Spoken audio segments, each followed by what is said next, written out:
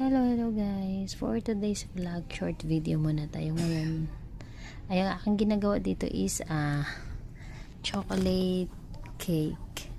Pero yung ginawa ko dito guys is nag-icing muna ako na may chocolate siya. Tapos after nyan, gumawa ako ng chocolate ganache. Medyo runny siya kasi pag gumawa kayo ng cake guys, tapos nag-icing kayo, tapos maglalagay kayo ng ganache, kailangan yung ilalagay yung na ganache is medyo runny kasi pag malapot siya, makakayod yung pinaka-icing niya.